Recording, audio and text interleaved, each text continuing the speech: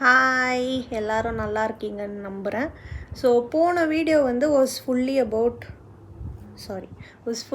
Prepositions, கரெக்டாக? அதில் வந்து நான் ஒரு 10 ப்ரப்போசிஷன்ஸ் கவர் பண்ணியிருந்தேன். இந்த வீடியோ வந்து ஃபிக்ஸ்ட் ப்ரப்போசிஷன்ஸ் பற்றி இருக்க போகுது.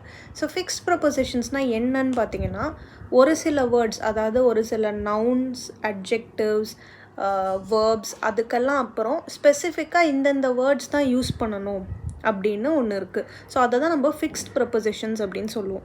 ஓகே, ஸோ அவங்க வந்து யூஸ் பண்ணும்போது ஒரு 2 வேர்ட் சேர்த்த மாதிரி நம்ம யூஸ் பண்ணுவோம். ஓகே, ஸோ இதை வந்து நம்ம இங்கிலீஷில் ஃபிக்ஸ்ட் ப்ரப்போசிஷன்ஸ் அப்படின்னு சொல்லுவோம். ஸோ போன வீடியோ மாதிரியே இந்த வீடியோவும் மூவி ஸ்டில்ஸ் யூஸ் பண்ணி எக்ஸாக்டாக அந்த சீன் தான் அங்கே நடந்துதான்னு தெரில, நானே வந்து இந்த ப்ரப்போசிஷனுக்கு தகுந்த மாதிரி அந்த சீனை இமேஜின் பண்ணி எக்ஸ்பிளைன் பண்ணி அதுக்கு தகுந்த மாதிரி ஒரு எக்ஸாம்பிள் சென்டென்ஸும் சொல்லுவேன். ஸோ இப்படி தான் வந்து இந்த வீடியோ இருக்கும். ஓகேயா? ஸோ ஃபஸ்ட் இமேஜ் பார்ப்போம். ஸோ ஃபஸ்ட் இமேஜில் வந்து என்ன போட்டிருக்கு? ஓகே, ஸோ இந்த இமேஜில் ஸ்பெசிஃபிக்லி அவங்க 2 பேர் வந்து அவங்க பேசுகிறதுக்கு அக்ரி பண்ணிக்காத மாதிரி தானே இருக்குது, அப்படி நம்ம ரீஇன்டர்ப்ரெட் பண்ணலாம். ஸோ அதுக்கு வந்து they don't agree with each other அப்படின்னு சொல்லலாம். ஸோ இங்கே இருக்க ஃபிக்ஸ் ப்ரொபோசிஷன் வந்து agree and with. Okay, so agree வந்துச்சுன்னா நீங்கள் அதுக்கப்புறம் வித் தான் யூஸ் பண்ணணும். ஓகேயா? ஸோ இதுதான் ஃபஸ்ட் இமேஜ்க்கான எக்ஸாம்பிள் சென்டென்ஸ். ஸோ செகண்ட் வந்து ஓகே, ஸோ திஸ் இமேஜ், இதில் வந்து பார்த்திங்கன்னா அவர் ஏதோ ஒரு விஷயத்துக்காக சாரி சொல்கிற மாதிரி இருக்குது இல்லையா? ஸோ இங்கே வந்து நம்ம அப்பாலஜைஸ் ஃபார் அப்படிங்கிற ஃபிக்ஸ் ப்ரொபோசிஷன் தான் பார்க்குறோம். ஸோ அப்பாலஜைஸ் ஃபார்னால் மன்னிப்பு கேட்குறது. ஸோ அப்பாலஜைஸ் யூஸ் பண்ணும்போது அதுக்கப்புறம் நம்ம ஃபார் பயன்படுத்தணும். ஸோ இதோட example sentence, he apologised for his mistake அப்படிங்கிற மாதிரி நம்ம எடுத்துக்கலாம். சரியா? அடுத்து வி ஹாவ் ஓகே, ஸோ இந்த இமேஜில் வந்து அவர் ரொம்ப ஒரு ஹையாக ஒரு ஜாலி மூடில் இருக்கார்ல. ஸோ இந்த மாதிரி ஃப்ரீயாக எப்போ இருக்க முடியும்? நம்ம மேலே நமக்கு ஒரு நம்பிக்கை இருக்குது, நம்ம ஒரு கான்ஃபிடென்ட்டாக இருக்கோன்னா அப்போ தானே இருப்போம். ஸோ இதை வந்து நம்ம பிலீவ் இன் அப்படிங்கிற ஃபிக்ஸ் ப்ரொபோசிஷன் வச்சு இதை பார்க்கலாம். ஸோ பிலீவ் இன்னா நம்புறது, ரைட்? ஸோ இந்த எக்ஸாம்பிள் சென்டென்ஸில் ஹீ பிலீவ்ஸ் இன் ஹிம்செல்ஃப் அப்படின்னு சொல்லலாம். ஸோ பிலீவ் வந்துச்சுன்னா அதுக்கப்புறம் you should use in. Okay, அடுத்த இமேஜ் வந்து we have this image. So this image வந்து is a very nice image obviously. So இவங்க 2 பேருக்கு இவங்க அவருடையது, அவர் இவங்களுடையதுன்ற மாதிரி ஒரு வைப் வருது இல்லை? ஸோ பிலாங் டு அப்படிங்கிற ஃபிக்ஸ் ப்ரொபோசிஷன் இதுக்கு நம்ம யூஸ் பண்ணிக்கலாம். ஸோ அதோட எக்ஸாம்பிள் சென்டென்ஸ் வந்து they belong to each other அப்படிங்கிற மாதிரி நம்ம சொல்லலாம். ஓகேயா? ஸோ அடுத்த இமேஜ் வந்து ஓகே, திஸ் இமேஜ்.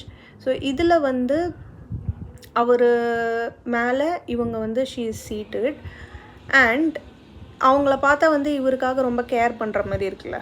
ஸோ இதை வந்து நம்ம கேர் அபவுட் அப்படிங்கிற ஃபிக்ஸ் ப்ரொபோசிஷனுக்காக பயன்படுத்தலாம் இந்த இமேஜை. So she cares about him. So கேர்னா அதுக்கப்புறம் you should use about. Okay, then we have this image.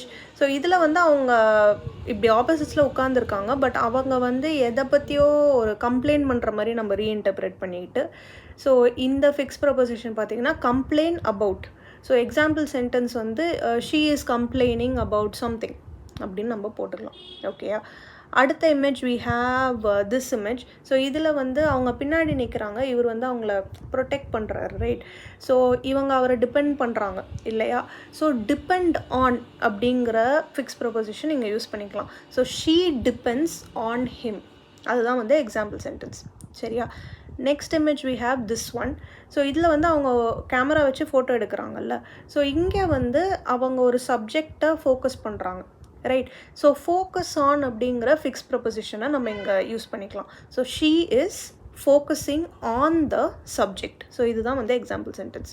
Okay, அடுத்து we have this image. So 2 பேர் உட்காந்துருக்காங்க, 2 பேருமே வந்து பாட்டு கேட்டுட்ருக்காங்க. ஸோ பாட்டு கேட்குறதுக்கு லிசன் டு அப்படிங்கிற ஃபிக்ஸ் ப்ரொபோசிஷன் வரும். Example sentence will be they are listening to music. Very simple. சரியா? அடுத்த image we have this one.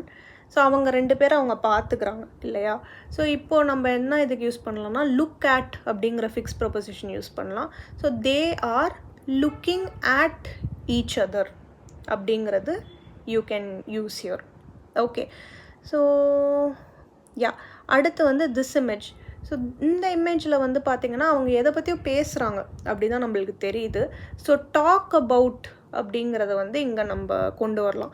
So they are talking about something அப்படிங்கிறது you can use it as an example sentence இந்த ஒரு particular இமேஜ்க்கு.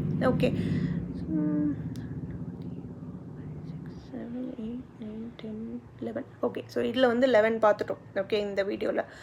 அடுத்த வீடியோவில் next set of prepositions, fixed prepositions பார்க்கலாம். So திருப்பி in case you didn't get it, fixed prepositions அப்படிங்கிறது வந்து நான் சொன்ன மாதிரி ஃபஸ்ட்டு ஒரு வேர்டு வருதுன்னா அந்த வேர்டுக்கு அப்புறம் இது தான் யூஸ் பண்ணணும் அப்படிங்கிறது தான் நம்மளோட ஒரு ரூல் மாதிரி.